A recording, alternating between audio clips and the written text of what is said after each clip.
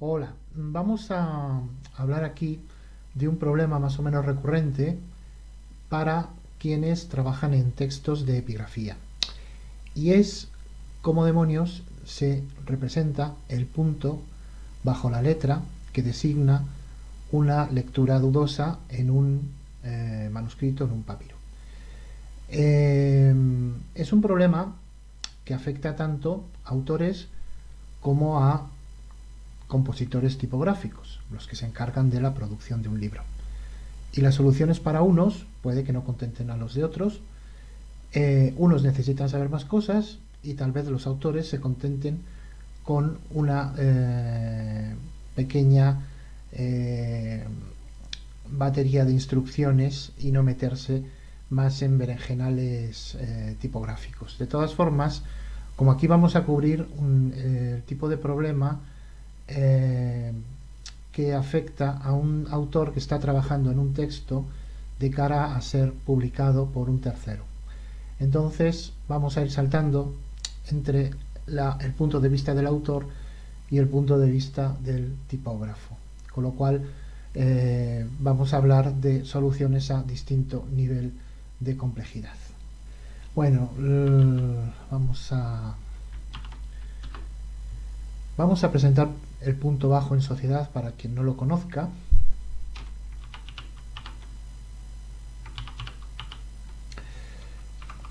Aquí tenemos un perfecto espécimen de punto bajo en su hábitat natural. Esto es un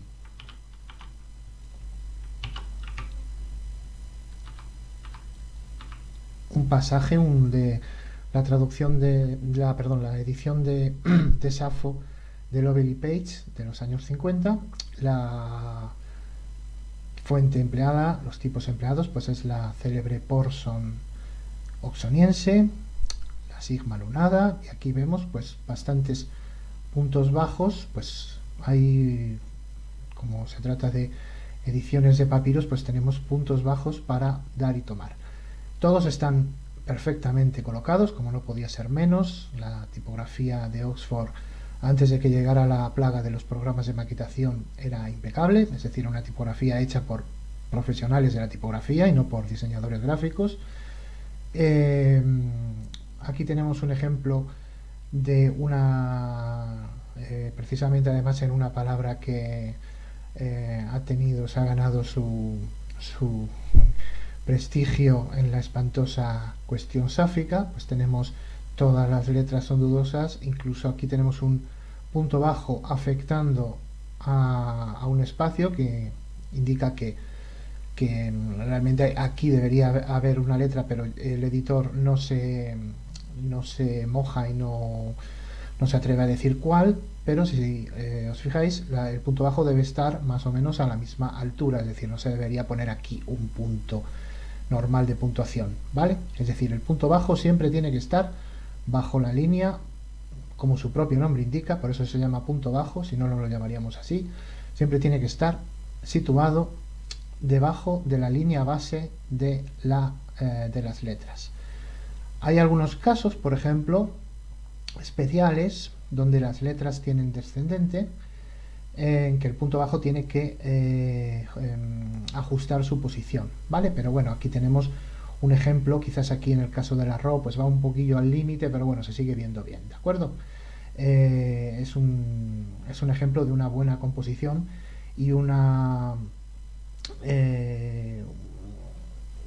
ejemplo paradigmático de cómo se debería ubicar generalmente el punto bajo en un texto de epigrafía. ¿De acuerdo? Bueno, este es un ejemplo mío de un libro en el que estoy trabajando. Todavía no lo he terminado. Pues también con una serie de puntos bajos, ¿vale? Obsérvese aquí, por ejemplo,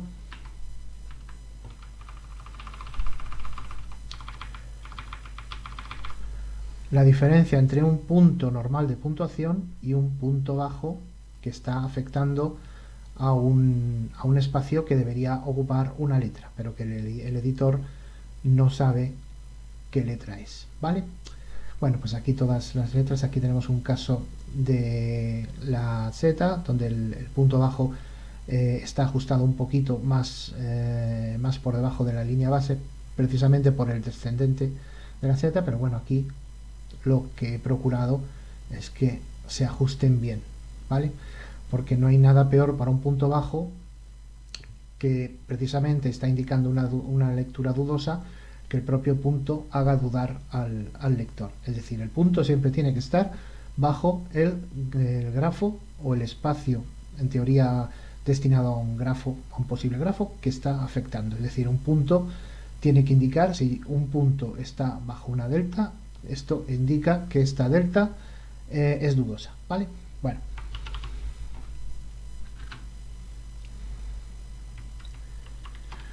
Bueno, ahora ¿qué ocurre en nuestra feliz y hermosa era de la tipografía digital y de Unicode? Bueno, en principio ocurre que los autores que están trabajando ya, pues parece ser que Unicode pues ya se felizmente el sistema, el estándar Unicode ya se ha normalizado e implantado entre los autores, pero quizás lo que falte es un poco de didáctica dentro de las disciplinas de humanidades para enseñar a los estudiantes qué es realmente Unicode, aparte de unas vagas nociones. Es decir, cuando yo leo muchas veces en las normas de publicación, cuando dicen el griego debe estar en Unicode, bueno, pero es que en Unicode está todo, realmente, es que no solo está el griego, están los caracteres latinos, están los signos de puntuación. Es decir, cuando guardamos un documento en UTF-8, quiere decir que eso está siguiendo el estándar Unicode dentro de una modalidad. También habría que enseñar a los estudiantes qué significa guardar algo en UTF-8, etcétera, ¿vale? Bueno, entonces Unicode es un estándar implantado para poder y extendido entre los sistemas digitales para poder representar todo tipo de caracteres y todo tipo de lenguas, de sistemas de escritura, más que de lenguas, tanto actuales como desaparecidos. Bueno, y Unicode, cada X tiempo se van publicando actualizaciones del estándar, y bueno, conviene estar un poquito al día con los caracteres que ya están más o menos estandarizados, sobre todo los caracteres que un autor determinado necesita usar para sus trabajos académicos, ¿vale? Entonces, un autor que se dedica a trabajar en epigrafía o en disciplinas aledañas necesita saber de entrada y tener una noción clara de cómo representar un punto bajo en sus textos digitales y cómo hacerlo bien y cómo mandar bien ese punto bajo a la imprenta. Por contra, un tipógrafo necesita saber cómo poder representar correctamente ese punto bajo y cómo tratar con el punto bajo o con lo que Unicode entiende por punto bajo. Bueno, ese maldito punto que nunca se ajusta bien bajo la letra es uno de las primeras impresiones que uno tiene cuando empieza a bregar con este tipo de caracteres, ¿no? Bueno, ¿por qué no se ajusta bien bajo la letra cuando uno está trabajando con puntos bajos? Esto nos llevaría al segundo apartado. ¿Qué son los caracteres de espacio cero? Bueno, antes de nada, cuando un autor está trabajando con textos que incluyen el punto bajo y esos textos no están destinados al consumo privado, jamás de los jamases, es una recomendación que yo creo que le sirve a él y le sirve también a aquellas personas que van a trabajar en la producción de un libro. Jamás de los jamases debe utilizar fuentes que incluyan los caracteres precompuestos con el punto bajo. Por un lado, eso queda muy bien, es decir, resuelve de un plumazo el problema de la ubicación del punto bajo, ya que el carácter y, y el punto está precompuesto. Y funciona. Ya el propio diseñador de la fuente se ha encargado de componer eso como un todo. El autor va a su tabla de tabla de caracteres, escoge el carácter y lo pone, y siempre el punto queda perfecto. Bueno, ¿qué problema hay? El problema está, sobre todo en el caso del griego, que Unicode no tiene estandarizados ese tipo de caracteres con el punto bajo. ¿Qué ocurre? Que si no los tiene estandarizados, cuando una fuente incluye ese tipo de caracteres, están en un área que destina Unicode a los caracteres no estandarizados, y ese área se llama área de uso privado, y el nombre no es ocioso, es decir, es el área donde están los caracteres para usar de manera privada. Como no hay estandarización, no hay posibilidad de compartir un texto. Si yo tengo un texto con ese tipo de caracteres y se lo mando a alguien, si esa persona no tiene esa misma fuente que tengo yo, no puede representar esos caracteres, le van a aparecer los famosos cuadraditos, los caracteres estos de sustitución, porque su fuente Unicode no dispone de esos caracteres, con lo cual se rompe precisamente el contrato social que nos prometía Unicode, que es que no vuelva a suceder eso, que si yo tengo un texto, se lo mande en mi fuente favorita, se lo mande a fulanito que tiene su fuente favorita, pues fulanito puede abrirla en su fuente favorita y el texto, por lo menos lo que son los caracteres, lo pueda leer perfectamente. Es decir, esos caracteres precompuestos con punto bajo, prohibidos, a no ser que uno pues quiera trabajar en sus textos para su consumo privado. Por eso se llama área de uso privado, para no compartir. Es decir, es una especie de compartimento absolutamente estanco. Por tanto, lo que nuestro imaginario autor que trabaja con punto bajo, lo que debe usar es lo que Unicode llama un carácter de combinación. Bueno, ¿qué son los caracteres de combinación? Es un rango especial que tiene Unicode. Aquí los tenemos. En la última versión de Unicode pues están todos al día. Esto es lo que el rango que en inglés es Combining Diacritical Marks. Aquí pues en el Butcher Map me los llama marcas diacríticas combinantes, una traducción, bueno, se encuentran los nombres de distintas versiones, ¿no? Son caracteres diacríticos que pueden estar arriba o abajo, ¿vale? Aquí tenemos un muestrario, ¿vale? Pero estos caracteres tienen la particularidad de que se insertan de la misma forma como se insertaban los acentos en las máquinas de escribir mecánicas. Es decir, son caracteres que se llaman de espacio cero. Cuando yo inserto este carácter, cualquiera de estos caracteres no añaden espacio y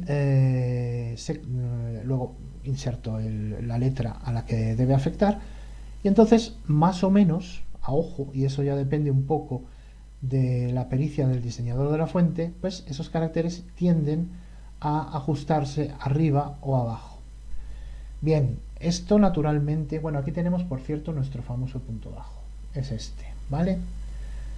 Es el que se llama combining.below y tiene el código 0323. Este código hay que grabárselo a fuego o hacerse una camiseta con él o lo que uno quiera, pero es un código que no hay que olvidar si uno trabaja mucho con este famoso puntito que tiende a colocarse bajo las letras. Bueno, vamos a volver a nuestro archivo. ¿Qué ocurre pues con esto de los caracteres de espacio cero? Bueno, pues que a veces pues tenemos cosas como esta, ¿no? Este es un ejemplo con una fuente que desgraciadamente se utiliza mucho en en clásicas, y no sé por qué, pero se ha puesto un poco de moda ya desde hace tiempo, que es la Palatino Linotype. Es una fuente que yo no recomiendo ni por asomo para escribir griego, ¿vale? Porque tiene muchos problemas. Uno de ellos es este, que no es precisamente un ejemplo de pericia y de virtud a la hora de ubicar bien los puntos bajos. Siempre se desplazan un poco. Fijaos en el caso de la eta, que además se pega. Bueno, y ya si son caracteres con descendente, pues hay problemas, etcétera. Bueno, esto es una fuente relativamente antigua, no incorporaba algunas de las nuevas tecnologías de OpenType. ¿Y qué ocurre? Que en principio utiliza el sistema del carácter combinatorio de espacio cero, por así decir, a pelo, ¿no?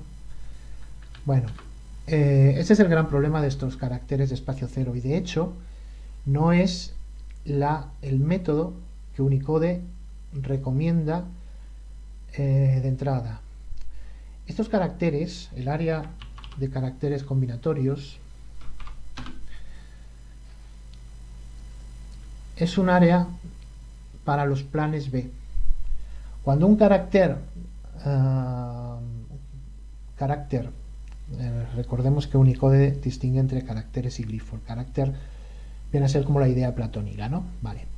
Cuando un carácter, por ejemplo, no puede ser representado bien porque no está estandarizado de momento o no lo cubre el estándar Unicode, o bien porque un sistema digital determinado no lo puede representar, pues siempre tiene un plan B de escape.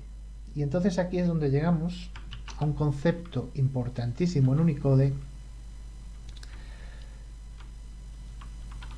que es el tema de la correspondencia canónica. Bueno, entonces, ¿qué es esto de la correspondencia canónica? Que tiene que ver también con un término importante en Unicode, que es lo que se conoce como equivalencia. Vamos a ir un momentito a nuestro buffer Scratch, el de los borradores. Vamos a subir un poco el tamaño de la fuente, por ejemplo así, y vamos a insertar una letra griega, por ejemplo la alfa, con espíritu suave y acento agudo, ¿vale? Bueno, esta letra que hemos insertado es un carácter unitario, es un carácter que es lo que Unicode conoce como letra alfa con espíritu suave y acento agudo. Bueno, Unicode llama psilí y oxía a los dos diacríticos. Si vamos a describir carácter, ¿vale? Pues tenemos aquí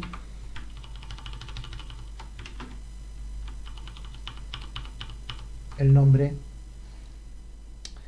como Unicode conoce a este carácter. Pero luego también tenemos unos datos que nos da Unicode, que es la descomposición, es decir, cómo se puede descomponer este carácter. Efectivamente, este carácter se puede descomponer con una alfa solamente y dos diacríticos de combinación, que uno sería el que se encargaría de formar el espíritu suave y el otro el acento agudo, ¿vale? Bueno, la primera forma, la buena, por así decir, la preferida por Unicode, porque nos da un carácter ya diseñado, es lo que Unicode conoce como NFC, ¿vale? Que vienen a ser las siglas, más o menos, de forma normalizada por composición. Bueno, ¿de acuerdo? Es decir, los caracteres ya están precompuestos y ya un carácter con sus diacríticos ya forman un todo, y ese todo recibe un código, ¿vale? La forma, digamos, el plan B que tiene Unicode es lo que llamaría Unicode NFD, ¿vale? Que es algo así como forma normalizada por descomposición. Bueno, pues es una forma analítica de crear caracteres, pues mediante un glifo, un carácter base y una serie de caracteres precompuestos. Bueno, si yo inserto la letra A y le añado el famoso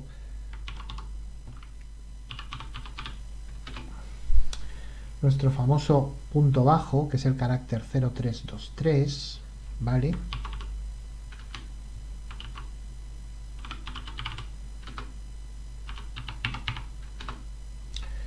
Aquí lo que tenemos, aunque parezca un solo carácter, aquí, que se ha ajustado bien, aquí lo que tenemos son dos caracteres, ¿vale? Es la letra A, es decir, si lo...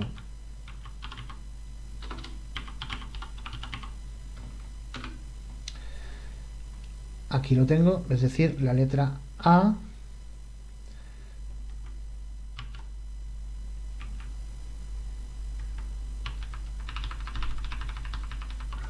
Bueno, me he pasado de ampliar. Bueno, la letra A,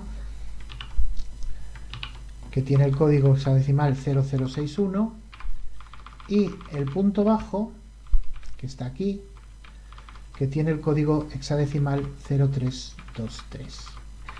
Y la combinación de ambos me produce esto que estáis viendo aquí. Y esto lo hemos creado mediante lo que Unicode llama NFD. Bueno, lo que ocurre que, por lo que hemos dicho antes, por la equivalencia canónica, la correspondencia canónica y la equivalencia, quiere decir que es ciertos caracteres que están formados mediante el sistema NFD pueden corresponderse con caracteres que ya están formados mediante el sistema NFC. El punto, la letra A con el punto bajo es uno de ellos. Muchos ya procesadores de texto, inclusive, cuando nosotros insertamos una A con un punto bajo, el motor de renderizado lo que hace es pasar directamente de NFD a NFC. Es decir, pasa del carácter de la A con el punto bajo a un carácter precompuesto de la A con el punto bajo, siempre y cuando la fuente disponga de ese carácter, que está estandarizado por Unicode. Esto lo podemos ver con un poquito de...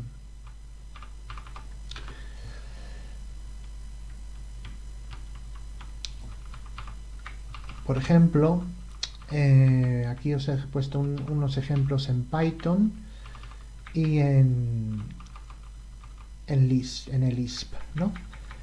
En Python, por ejemplo, si a esta variable carácter le añadimos la A, ¿vale? Y le insertamos el punto bajo, tenemos esta función que es Unicode normalize, que le hemos indicado que nos normalice de NFD a NFC, y decimos que queremos que se normalice esta variable, ¿vale? Bueno, vamos a subir un poco que no se vea, para que se vea bien, ¿vale? Y entonces, pues, si yo evalúo este código, lo que tenemos aquí, si escribimos el carácter, ya es un solo carácter, ¿vale? Es lo que Unicode conoce como Latin Small Letter A with dot below. Es decir, es un carácter ya normalizado, porque hay una correspondencia canónica entre la A con el carácter de combinación de punto bajo y el punto bajo. Vale, lo podemos hacer también en Lisp. De hecho, el Lisp es muchísimo más elegante que Python, que me parece un lenguaje horroroso. Y en el Lisp pues tenemos esta función ucs normalize nfc string. Si aquí, por ejemplo, lo que hemos puesto aquí, vamos a analizar caracteres palabra, nos vuelve a dar, como veis, dos caracteres, es decir, aquí nos da dos caracteres, la A y el 0323, el punto bajo. Si evaluamos esto, lo que nos da aquí, efectivamente,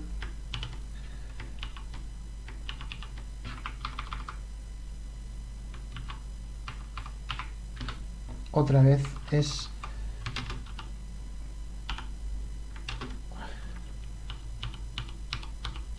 Latin small letter A with dot below, ¿vale? De acuerdo. E igualmente, en este carácter vuelve a informarnos de que se descompone en estos dos. Es decir, es la correspondencia al revés. Es decir, la descomposición es una A, ¿vale? Y el punto bajo, que en este caso sería el llamado combining dot below. Bueno, esto yo creo que es lo que en principio necesitamos saber sobre el problema con estos caracteres. Bueno, si nosotros estamos trabajando con letras latinas, vamos a tener la suerte de que muchos de estos caracteres con punto bajo ya tienen una correspondencia canónica, como hemos visto en Unicode. El problema son las letras griegas. En las letras griegas, que son las grandes, las invitadas estelares en los textos de epigrafía, y son las que suelen llevar el punto bajo, no existe una correspondencia canónica, ¿vale? Si nosotros vamos otra vez a nuestro buffer de borradores y vamos a poner, por ejemplo, una alfa y vamos a insertar el punto bajo 0323. Bueno, Emacs como precisamente como no hay una correspondencia canónica, pues Emacs lo sitúa aposta por lo menos en la última versión de Emacs lo sitúa aposta a un lado, ¿vale? Pero lo que aquí nos interesa es que no existe descomposición posible entre un carácter, o sea, no existe, perdón, una composición posible, quiero decir, entre un carácter alfa y un punto bajo. Es decir, no existe el carácter compuesto correlativo, equivalente. Si vamos a vamos a copiar esto un momento. Si vamos a nuestra función en el Lisp,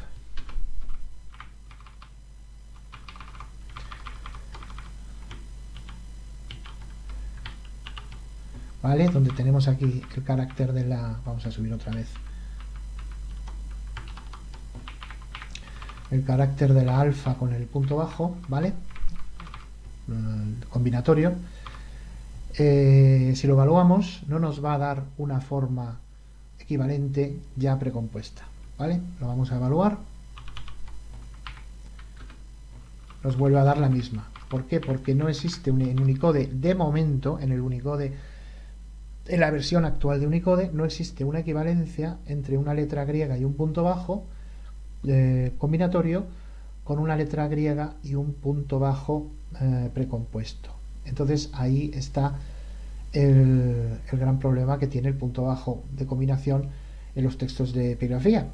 Si los autores que se dedican a estos textos hacen un poco de presión al consorcio Unicode, pues a lo mejor Unicode, pues en alguna versión futura, pues puede estandarizar un juego de caracteres griegos, que habría que estandarizar todos los caracteres griegos, no solo los caracteres básicos, sino también los caracteres con espíritu, acento y la combinación de ambos.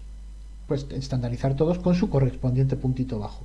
Pero como no lo tenemos que apoquinar con esto. Y entonces aquí vamos a depender de varios factores. Que el punto se ajuste bien bajo la letra. Eso dependerá partiendo de la fuente en bruto, de la pericia que haya tenido el diseño de esa fuente. Pero por mucha pericia que tenga, si yo pongo una gamma que tiene un descendente por debajo de la línea base y un punto bajo, ese punto bajo se va a acabar solapando con el descendente de la gamma. Es decir que Aunque la fuente tienda a ajustar bien sus puntos bajos combinatorios, va a haber problemas. ¿Cuál es mi recomendación de cara a un autor?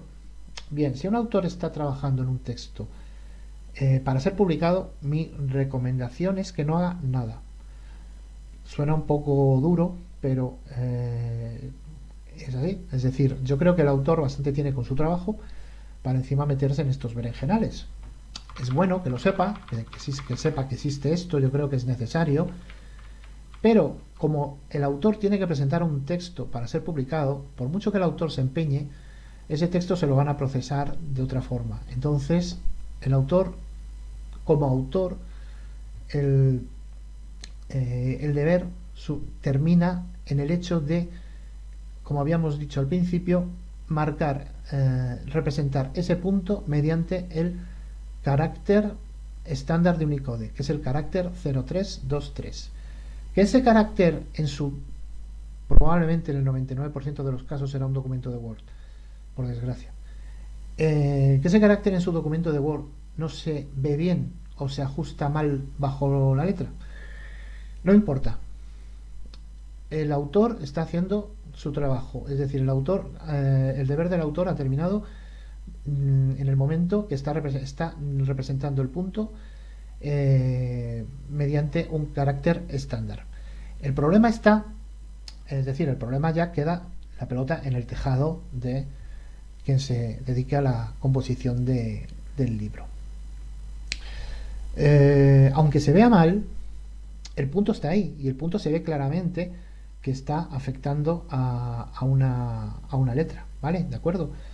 Es decir, no es que el punto, cuando uno lo ve mal en su documento, a lo mejor como en el ejemplo que teníamos con nuestra Palatino, ¿vale? No es que esté descolocado y afecte, no, es que el punto, desde el punto de vista de lo que son los caracteres, está afectando la O. Lo que pasa es que está descolocado, está mal, ¿vale? Es como si el carácter en una fuente, el carácter de la I, tiene el puntito mal puesto, pero sigue siendo el carácter de la I. Lo que pasa es que saldría el puntito descolocado. Pero desde un punto de vista meramente técnico, este punto afecta a la O, este a la I, este a la E, este a la A, este a la ETA y este a la Y. No hay confusión posible. De hecho, yo en mi trabajo casi siempre me encuentro con textos con este aspecto, ¿vale?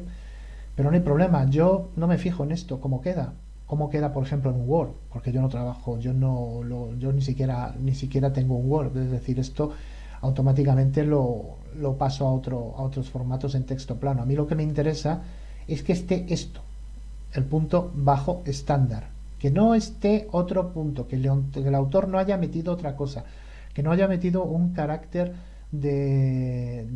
precompuesto de su fuente que la tiene él pero no lo tiene nadie más. No, me interesa que esté el carácter estándar y luego yo ya veré qué hago con él. Bueno, pues eso sería en principio mi recomendación para los autores que no se quieran romper más la cabeza con esos dichosos puntitos mal ubicados. Pero bueno, vamos a ver a partir de a continuación algunas soluciones que son un poco mixtas entre el autor y que están un poco a medio camino entre el autor y el tipógrafo. Es decir, para autores que tampoco se contentan con que su punto bajo se vea mal. Bueno, porque ellos quieren compartir a lo mejor sus trabajos con otros colegas, o quiere publicarlo por su cuenta y riesgo, o yo qué sé, y entonces pues hombre, le puede dar penilla que su punto bajo no esté ubicado como él quiere. Bueno, pues entonces vamos a ver qué soluciones hay, o digamos qué estrategias podemos seguir para tanto para tipógrafos como para autores. Y aquí entraríamos, vamos a bajar aquí, en la solución de OpenType, la tecnología OpenType. Bueno, las fuentes llamadas OpenType, que es una tecnología que desarrolló en principio Adobe, son lo que podríamos llamar si se permite la expresión, fuentes tridimensionales. Porque por un lado se comportan como fuentes, vamos a decir, normales, es decir, tienen lo esperable que debe tener una fuente digital para una computadora, es decir, las tablas de caracteres y de glifos asociados a esos caracteres, pero por otro lado pueden, no es obligatorio que lo incluyan, pero está la posibilidad, una serie de instrucciones para que determinados glifos se comporten de determinada forma en determinado contexto. Esto dicho a grandes rasgos, es un poco más complejo, pero bueno, la cosa viene a tirar por ahí. Estas instrucciones, como he dicho, no son obligatorias que se incluyan todas, son muchísimas. Es un poco como Unicode. Unicode es un estándar, tiene estandarizados miles de caracteres, pero no hace falta que las fuentes incluyan todos los glifos relacionados con esos miles de caracteres. Hay fuentes que solo tienen latino los rangos para latino básico, latino extendido. Hay fuentes que solo incluyen glifos para griego. Bueno, eso ya depende de los desarrolladores de las fuentes. Pues con OpenType pasa un poco lo mismo. Los desarrolladores, los autores de una fuente determinada, pues ellos pueden escoger si no incluir ninguna instrucción, ninguna meta instrucción, o pues incluir las que a ellos les interese añadir. Esas instrucciones tienen que ver mucho con cuestiones de formato y de tipografía refinada, ¿no? Tienen, pues, hay instrucciones que para crear ligaduras con las fuentes, pero bueno, algunas son muy precisas para cuestiones que a lo mejor el lector no ve a simple vista, ¿vale? Es decir, que OpenType no es solo la cuestión de las ligaduras, que eso ya también con el tiempo ha acabado empalagando bastante, sino que es mucho más que además curiosamente no se explota, porque es curioso que OpenType es una tecnología que desarrolló en principio Adobe, y por ejemplo el programa de maquetación de Adobe InDesign no explota ni el 10% de la tecnología OpenType. Realmente para acceder a un control lo más refinado posible de esta tecnología y de las posibilidades que tiene, eso solo se puede dar dentro del ecosistema del TEG y todos sus familia de primos, LuaTeX, sobre todo LuaTeX, CTEG, etcétera. Bueno, las propiedades OpenType, que es lo que vamos a llamar a estas instrucciones, que como decimos siguen una serie de protocolos, se separan en dos grandes grupos. Por un lado tendríamos el grupo G sub, que engloba todas las propiedades relacionadas con sustitución de glifos. Hay las instrucciones que añaden estas propiedades tienen que ver de alguna u otra forma con la sustitución. Pues puede haber sustitución contextual, sustitución por dos caracteres, pues cuando un carácter se encuentra con otro se produce una ligadura, es decir, otro carácter alternativo. Es decir, siempre hay un proceso de sustitución por otro carácter, por otro glifo que incluya la fuente. Y el otro grupo es el grupo de posición. Las instrucciones que engloba o que se incluyen o que conviven bajo el paraguas de este grupo tienen que ver con la posición de los glifos. Es decir, el cambio no es una sustitución, sino un ajuste de posición. Y luego, pues dentro de este grupo hay pues también muchas propiedades distintas. Cada propiedad suele estar asociada a lo que conocemos como etiqueta, una etiqueta, ¿vale? Pues, por ejemplo, una etiqueta para ciertos tipos de ligaduras estándar es la etiqueta liga. Y aquí lo que nos va a interesar es, dentro de los grupos, del grupo de posición, es la etiqueta mark. Esta etiqueta, o la propiedad que está bajo esta etiqueta, se encarga de ajustar cuando está activada, porque claro, las propiedades OpenType se pueden activar o desactivar, y luego, para que esas propiedades sean correctamente entendidas, necesitamos un motor de renderizado OpenType, es decir, que el software donde estamos produciendo el texto entienda esas instrucciones y las represente tipográficamente. Bueno, pues esta etiqueta, esta propiedad, cuando está activada, se encarga de ajustar la posición de los caracteres combinatorios de espacio cero. Es decir, que esto nos viene fenomenal para lo que estábamos precisando. Si recopilamos un poco lo que ya hemos dicho, estaba claro que los caracteres de espacio cero, al margen de la pericia del diseñador de la fuente, pues dan lo que dan, no pueden dar más porque siempre tienen una posición fija, y entonces pues en algunos casos pues partiendo de la fuente en bruto se ubican mal, se ubican o bien demasiado a la izquierda, demasiado a la derecha, o acaban solapándose con el descendente del carácter cuando se trata de un diacrítico inferior. Bueno, pues lo que hace esta etiqueta es precisamente ajustar la posición para que estos diacríticos combinatorios se ubiquen bien.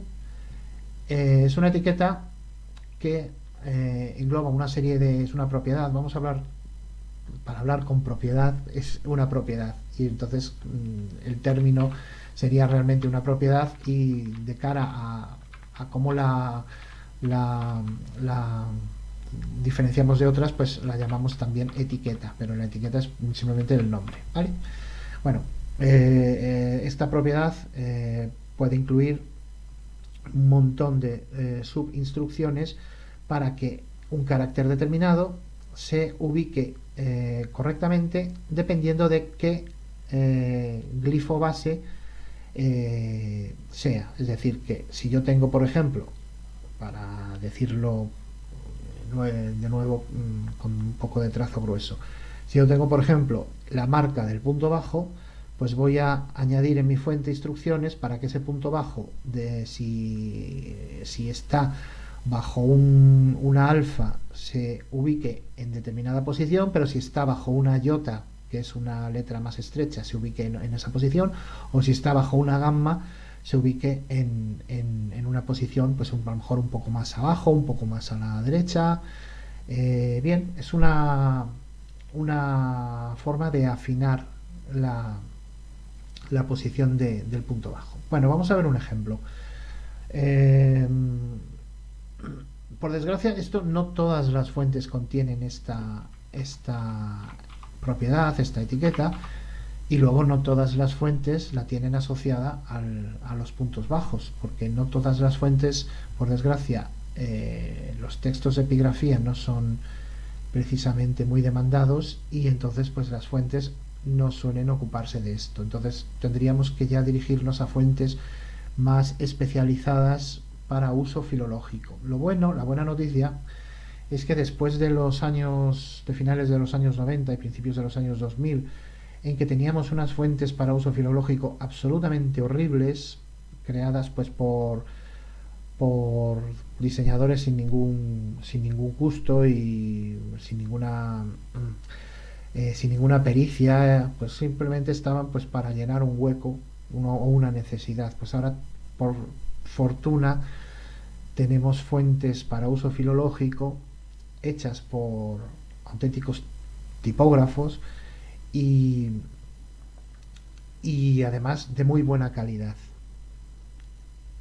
No hay que confundir muchas veces la calidad de una fuente con la marca que esté tras una fuente. Es decir, hay fuentes de licencia libre de una calidad similar o incluso mejor que otras fuentes que a lo mejor están respaldadas por alguna marca más o menos reconocida, pues por ejemplo la perniciosa Adobe, ¿no? Que tanto ha traído cosas buenas, pero también ha traído muchas cosas terribles y maléficas al mundo de la tipografía. Bueno, pues vamos a ver un ejemplo con una fuente que sí tiene esta propiedad y sí la implementa precisamente en el punto bajo y con las letras griegas, ¿no? Se trata de la fuente Old Standard, que es una recreación, a mi juicio, muy buena, muy lograda de una de las fuentes de estilo Didot, ¿no? Bueno, pues si vamos a la fuente All Standard, la vamos a abrir con el programa editor de text de fuentes Fontforge.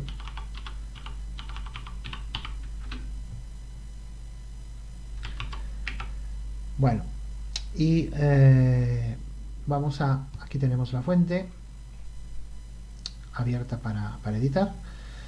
Vamos a abrir, por ejemplo, el carácter de la iota. Bueno, si vemos aquí en el carácter de la iota, tenemos aquí una marquita que se llama bottom, ¿vale? Esto es un anclaje que tiene la fuente, que tiene este carácter, mejor dicho. Entonces, si abrimos los atributos de la fuente y vamos a lookups, veis, aquí tenéis los dos grupos de propiedades OpenType, los grupos de sustitución. Como se ve, esta fuente está bastante bien dotada de propiedades OpenType, ¿vale? Pero aquí los que nos interesan son el grupo de posicionamiento. Y aquí tenemos la etiqueta mark, la que estábamos comentando. Y dentro de la etiqueta mark, pues tenemos varios subgrupos que ha hecho el autor de la fuente. Y aquí en concreto lo que nos interesa es esta que se llama Mark Positioning for Bottom Accent. Vamos a ver los datos. Vale. Bueno, aquí tenemos todas las instrucciones, digamos, cómo esta fuente lleva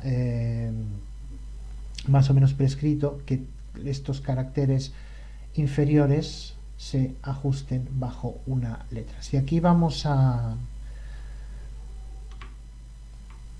nuestras marcas, pues la que aquí nos interesa es .belowcomp, ¿vale? Y aquí tenemos todas las posibilidades para el punto bajo, ¿de acuerdo? Aquí tenemos ya las letras griegas, ¿vale? Letras ya griegas también un poco especiales, como la copa, la digamma, la sigma lunada. Hay incluso letras cirílicas. Podemos hacer con esto una visión de conjunto. Bueno, Si vamos a un documento de TEG que tengo por aquí preparado, tenemos aquí tres letras. Vamos a subir un poco.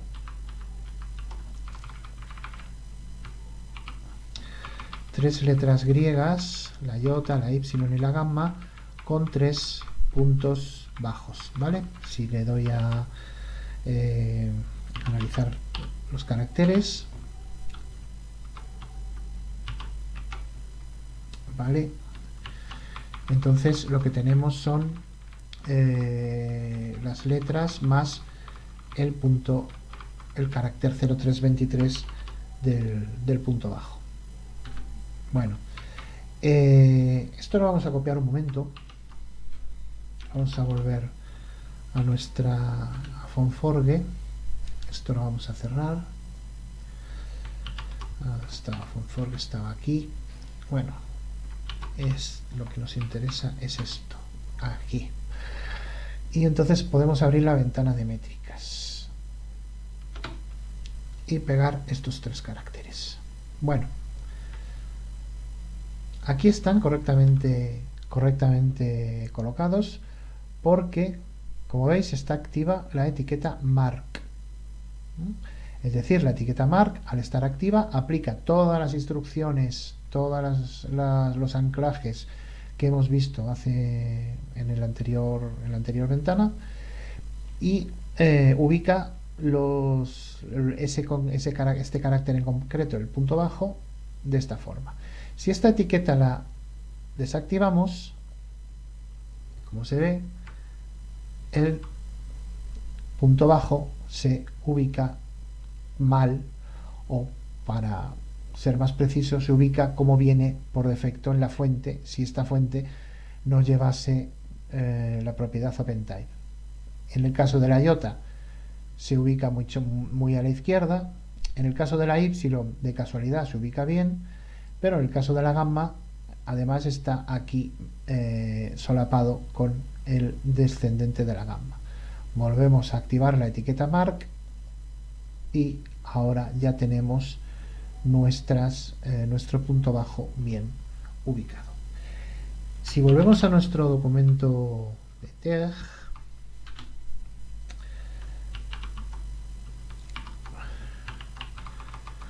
y vamos a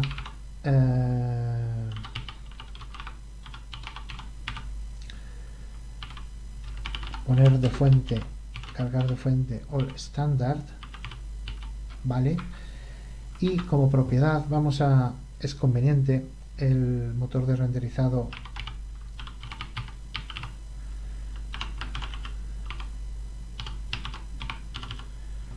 ¿vale?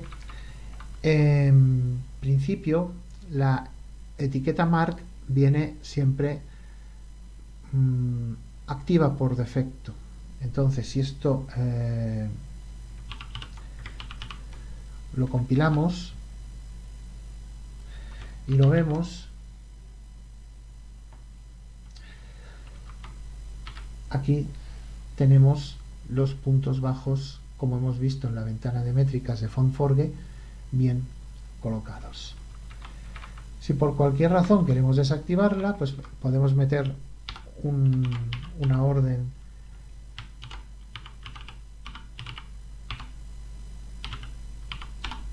de bajo nivel, así, ¿de acuerdo? Este raw feature lo que estamos aquí indicando es que la etiqueta mark esté desactivada. Le hemos puesto un menos delante. Compilamos y ya la tenemos desactivada y los puntos bajos se ubican, pues como hemos visto antes, pues mal. Si la queremos volver a activar, quitamos o bien el signo menos o ponemos el signo más, que es redundante, pero bueno.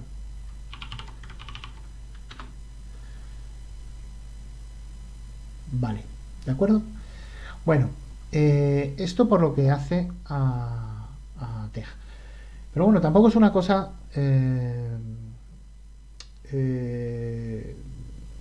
exclusiva de los sistemas de TEG y aledaños. Es decir, cualquier procesador de texto al uso, si tiene un buen motor de renderizado Pentype, lo más probable es que si la fuente incluye la propiedad mark y esa propiedad está aplicada de manera profusamente a los casos de letras griegas con punto bajo, lo esperable es que se vea bien. Si aquí abrimos el LibreOffice,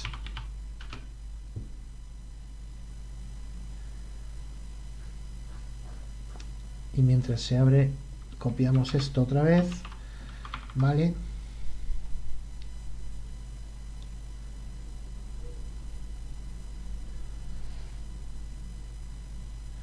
Una de las cosas que odio del LibreOffice, menos mal que no, apenas lo uso, es lo que tarda en cargarse en todos los sitios.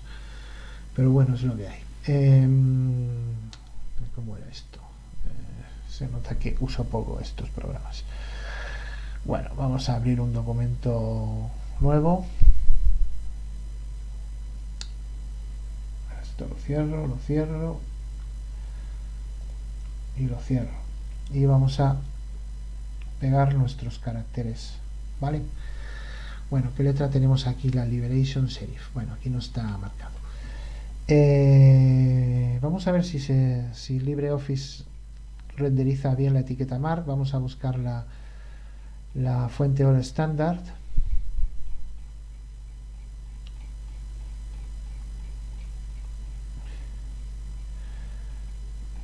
Casi termino antes de así.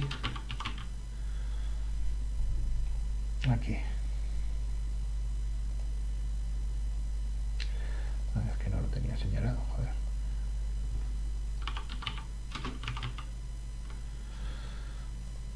Vale, sí, ¿veis? Pues LibreOffice, bueno, entre otras cosas también, porque LibreOffice utiliza Harvboost, es el mismo motor de renderizado que LuaTeX y que Firefox, por ejemplo. Es decir, esto si lo veis en una página web, también en Firefox, y es esperable también en Google Chrome.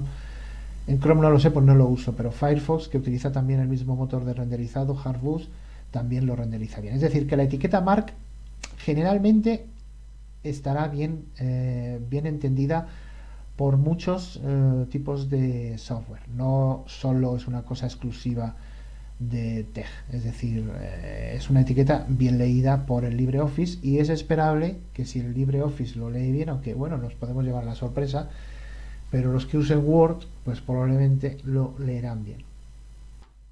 Bueno, y ya para ir terminando, la solución de la etiqueta mark, que aunque está muy bien, hay que reconocer que tampoco es la panacea. Bien, probablemente para los autores les venga bien, pero quizás en el lado de la tipografía quizás nos quedamos un poquito cortos. La etiqueta mark no es la panacea, primero porque, como hemos dicho, no todas las fuentes la implementan. De hecho, las que la implementan probablemente sea un 1%. Y dentro de ese 1%, las que lo implementan, no todas la implementan para los diacríticos que nos pueden interesar a nosotros, pues es el caso que estamos aquí con el punto bajo. Y dentro de ese último porcentaje, las que lo implementan para el punto bajo, pues puede que algunas, como es el caso de la Linux Libertine, que es una fuente que a mí me gusta mucho, pero en el caso de las soluciones que tiene para el punto bajo, son por un lado parciales, no lo implementan todas las letras, y en los casos donde lo implementa no son las que a mí me gustan. Es decir, que nos podemos encontrar con el caso de que la ubicación o el ajuste de posición del punto bajo no sea precisamente el que a nosotros nos guste.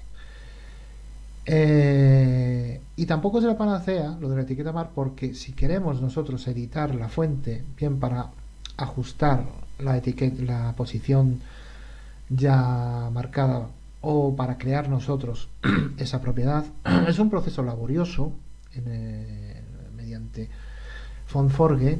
Lleva tiempo, es decir, yo para hacer esto me tiré pues unos cuantos días, porque es una pesadez. Tienes que ir ajustando el glifo con su carácter, ir probando, etcétera. Luego, en el caso del griego no es precisamente un sistema de escritura, el griego politónico, que esté corto de caracteres. Lo que pasa es que, claro, lo que sirve, por ejemplo, para la iota mayúscula, sirve para todas las formas con diacrítico, ¿no? Ahí podemos crear subgrupos, bueno, pero a pesar de eso es laborioso. Y luego, además, es un proceso destructivo. Tenemos que, al editar la fuente, tenemos que crear otra fuente, porque si no, sobreescribimos la fuente que ya tenemos. Es un proceso además que quizás a veces choca con las licencias de la fuente. Bueno, en este caso no, porque es una fuente, la GFS Porson es una fuente de licencia libre. Lo que pasa es que yo, pues, para subir esto a GitLab lo he tenido que nombrar de otra manera. Pero bueno, no es precisamente una solución de primera mano, ¿no? Implica una labor de edición de la fuente pues muy pesada, laboriosa, luego renombrar la fuente. eh, yo no es la que yo recomendaría para la composición tipográfica. Afortunadamente tenemos LuaTeg,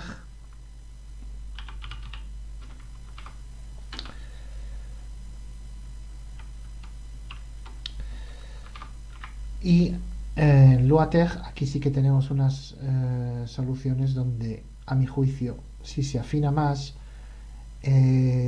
son soluciones no destructivas, podemos dejar la fuente intacta, y es un tipo de soluciones que además están dentro del ámbito de la programación, con lo cual pues no tenemos que andar moviendo tanto el ratón para afinar una posición de un punto. Bueno, podemos utilizar parámetros quizás más precisos que lo que se llama el ojímetro y la mano alzada. Bien, esta es la solución que yo suelo utilizar, que es mediante una función en Lua. Recuérdese que lo bueno que tiene LuaTeg es que podemos modificar el comportamiento de las primitivas de TEG en distintos estadios del proceso de compilación mediante scripts en Lua. Y en este caso yo suelo escribir una función cuando trabajo en un libro, como es el caso que teníamos aquí en este libro en el que estoy trabajando, que esto es la fuente Linux Libertine, ¿vale? Y yo suelo escribir una función en Lua para ajustar todos los casos de punto bajo.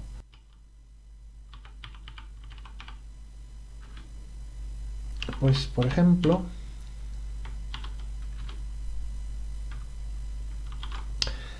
este es el archivo de configuración que utilizo para el libro en el que estoy trabajando.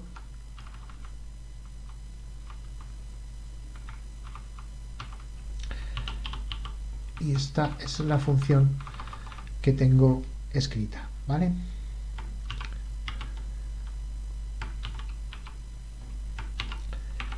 Bueno, esto, como está en un entorno Lua Code, esto en teoría está dentro de LaTeX. Lo malo que tiene esto es que el Lua se ve fatal, porque Evans lo que hace es aplicar el resaltado de sintaxis para LaTeX. Entonces yo me escribí una función para poder aquí. Ahora bien, ahora ya tenemos el resaltado de sintaxis de Lua. ¿Bien? Bueno, pues esto es una simple cadena de sustituciones. Esto es una función que le he llamado p bajo, que tiene como argumento glifo, y lo único que voy añadiendo aquí, pues una serie de sustituciones, no todas, porque hay casos en que la Linux Libertine sí que lo ajusta bien. Aquí lo único que hago es ajustar aquellos casos que a mí me interesa ajustar, ¿no? Y indico pues la cadena, por ejemplo, como veis, todos los caracteres siempre llevan detrás el 0323. Y por ejemplo este carácter con 0323 pues añado pues unos ajustes de posición. Esta función se carga en el preproceso, ¿vale? Y entonces he definido este otro comando de LaTeX, en este caso p bajo, y carga la función anterior dentro del preproceso. Y entonces pues sin necesidad de editar la fuente con Fontforge, que insisto es un poco pesado, sin necesidad de crear otra fuente, aquí lo único que hago es ajustar aquellos casos de punto bajo que a mí me interesa reubicar y luego pues cargar este comando en la compilación. Bueno, pues en este caso, como aquí hablamos de Lua y de LuaTeX, pues simplemente lo dejo aquí como colofón, porque esto merecería otro vídeo para comentar un poco más en detalle, pero dejo aquí la posibilidad y el potencial que tiene LuaTeX mediante Lua, que para esto Lua para estas cosillas, pues Lua funciona muy bien, para modificar o alterar distintos aspectos del input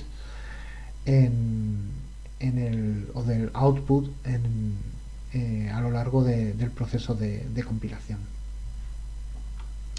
Y bueno, esto es todo. No sé si probablemente nos habremos dejado un montón de cosas en el tintero. Volvemos a donde empezamos, a nuestro Safo editada con esos letras dudosas y puntos bajos. Y bueno, pues nada, esperamos que esto haya sido mínimamente de utilidad.